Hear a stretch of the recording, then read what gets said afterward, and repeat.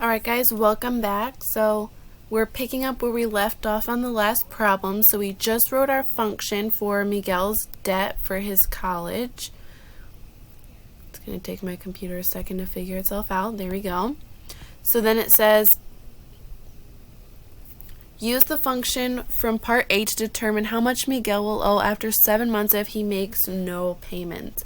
Right, so when you start paying your debts, then it goes down. So you won't actually, like if Miguel was doing what he's supposed to be doing and paying all of this, he wouldn't actually be owing this amount. He'd be paying some off as he goes, so the amount will get smaller.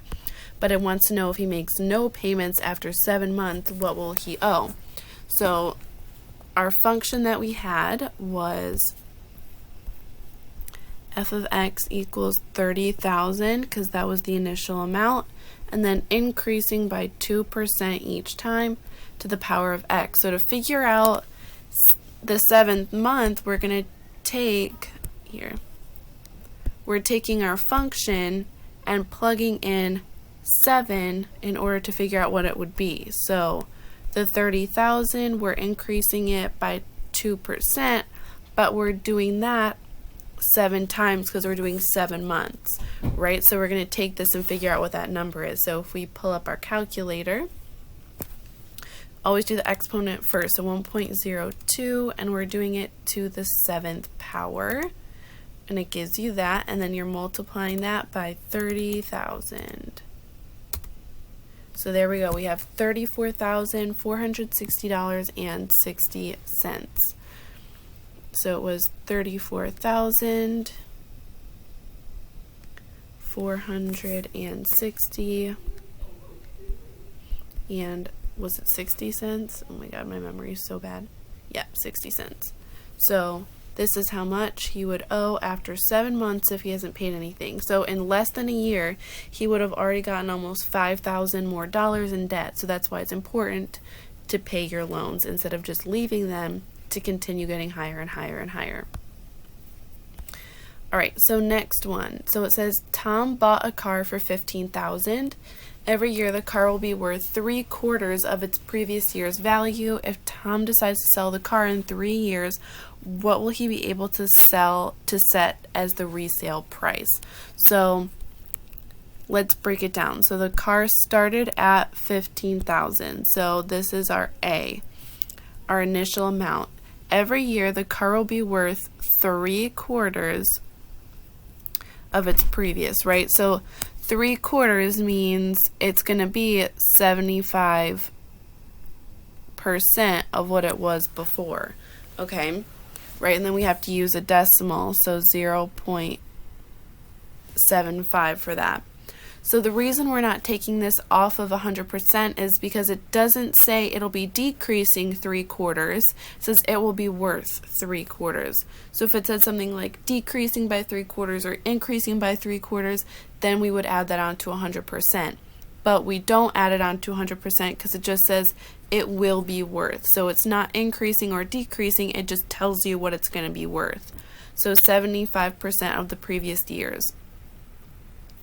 So let's use that to write our function. So our function is going to be f of x. It started at 15,000 and it's going to be 75% of what it was before.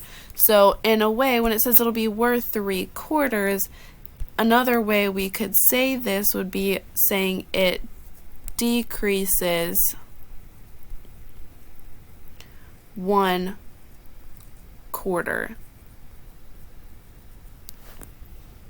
Right, so another way here. So another way to say it will be worth 3/4 is it's saying it's going to be decreasing 1/4. So it'll be 100% decreasing 1/4, so decreasing 25%, which is 75% and 0.75.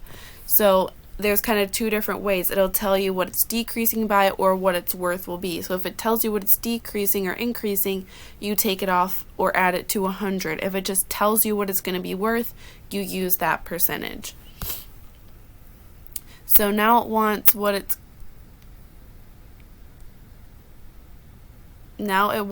going to be in 3 years. So we're going to be taking our function f and we're going to plug in, what do we think we're going to plug in, y'all? I'll bet you can guess. Oh my god, imagine 3. Because we're looking at for 3 years, okay? Right, so we're going to use our calculator on this one, right? So pull it up. So you're doing 0.75, and we're doing it to the third power because it's 3 years.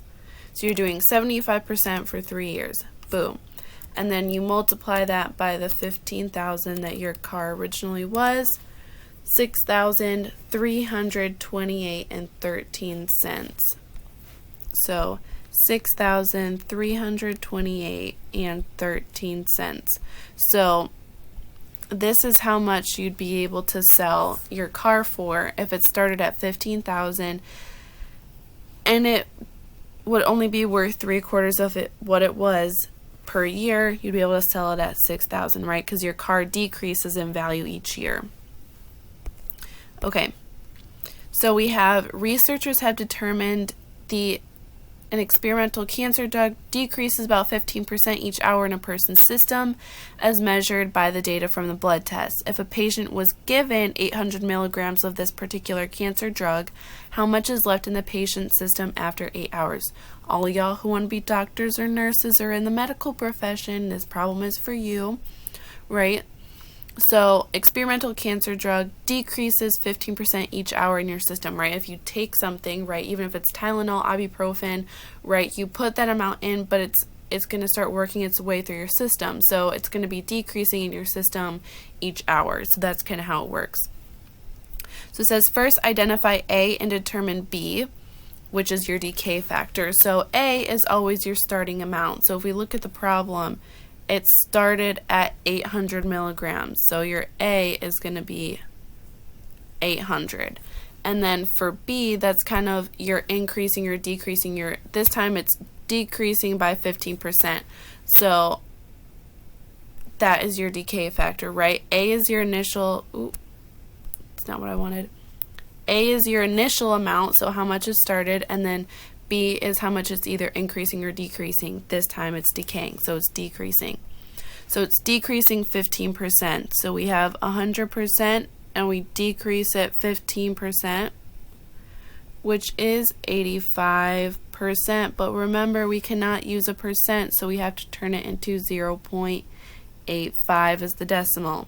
So then it says second, write the exponential function. Here we go.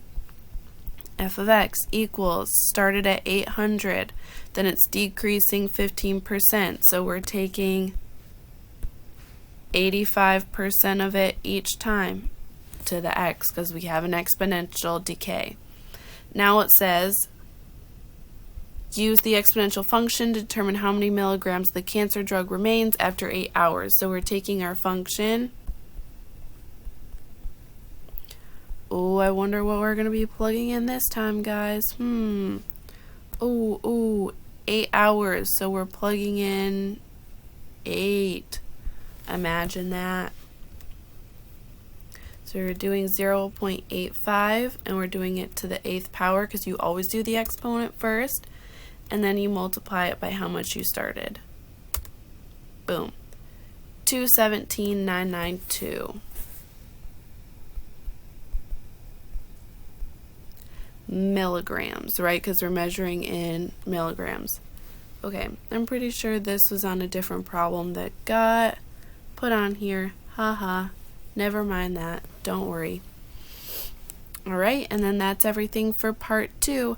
I know we got cut off in the middle a little bit, but this one we just needed a little extra time. So you kind of see how we're doing some real world problems. We see how exponential things can be used in everyday life. So if you're buying a car, this is a very real problem, right? Because as soon as you drive your car off the lot, boom, it decreases in value because it's not brand spanking shiny new like it was before. Same thing, drugs working through your system. Not going to go too much on that. You know, paying off debts. Everyone has debts at some point or another.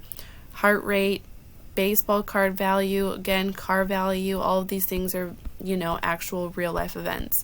So that was part 2. Hope y'all are having a great day. Love you, miss you. I really do miss you guys. I hope you're all doing well. You can always reach out to me if things are getting tough, if you need someone to talk to. I will always be here for you. It's my job, and I care about you guys a lot. So reach out if you need any help. I'm here for you. Love you. Have a great day. See you soon, I hope. Bye.